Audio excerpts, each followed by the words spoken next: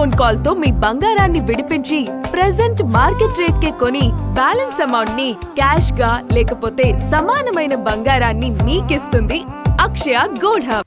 భారత్ సరిహద్దులకు సమీపంలో చైనా వేగంగా సైనిక మౌలిక సదుపాయాలను విస్తరిస్తూ సవాలు విసురుతున్న నేపథ్యంలో కేంద్రం వ్యూహాత్మకంగా అసోంలోని దిబ్రూగఢ్లో ఎమర్జెన్సీ ల్యాండింగ్ ఫెసిలిటీ ఈఎల్ఎఫ్ ని నిర్మించింది. ప్రస్తుతం భారత వాయుసేనకు డిబ్రూగఢ్ జిల్లాలో చబువా వైమానిక స్థావరం ఉంది.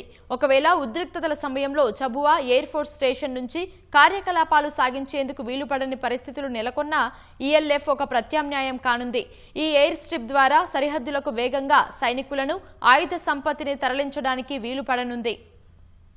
ఈశాన్య భారత్లో సైనిక మౌలిక సదుపాయాల అభివృద్ధిలో భాగంగా అసోం డిబ్రూగఢ్ జిల్లాలోని జాతీయ రహదారి 2 పై కేంద్రం ఎమర్జెన్సీ ల్యాండింగ్ ఫెసిలిటీ ఈఎల్ఎఫ్ ని నిర్మించింది. ఇది చైనా సరిహద్దుకు దాదాపు 300 కిలోమీటర్లు, మయన్మార్ కు 200 కిలోమీటర్ల దూరంలో ఉంది. చైనా సరిహద్దుకు దగ్గరగా ఉండటంతో భారత్ కు ఇది ఒక వ్యూహాత్మక ప్రదేశం కానుంది. ఉద్రిక్తతల సమయంలో సరిహద్దులో వేగంగా బలగాలను మోహరించేందుకు ఈఎల్ఎఫ్ దోహదపడుతుందని నిపుణులు చెబుతున్నారు.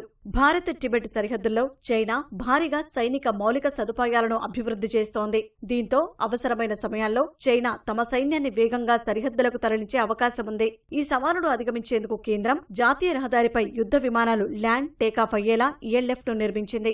భారత వాయుసేనకు డిబ్రూగఢ్ జిల్లాలో చబువా వాయుస్థావరం ఉంది. యుద్ధం వంటి సందర్భాల్లో వైమానిక స్థావరాల లక్ష్యంగా దాడులు జరగవచ్చు. అలాంటి సమయంలో ఇలాంటి హైవే ఎయిర్ స్ట్రిప్లు ప్రత్యామ్నాయంగా ఉపయోగపడతాయి.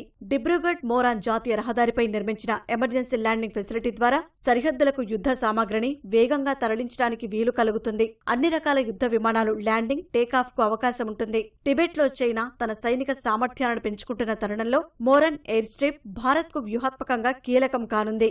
సైనిక సన్నద్ధతను చాటుకోవడానికి, చైనాకు దీటైన సమాధానమివ్వడానికి ఉపయోగపడనుంది. ఇప్పటికే ఇలాంటి ఎయిర్ స్ట్రిప్లను దేశంలోని పలు జాతీయ రహదారులపై నిర్మించారు.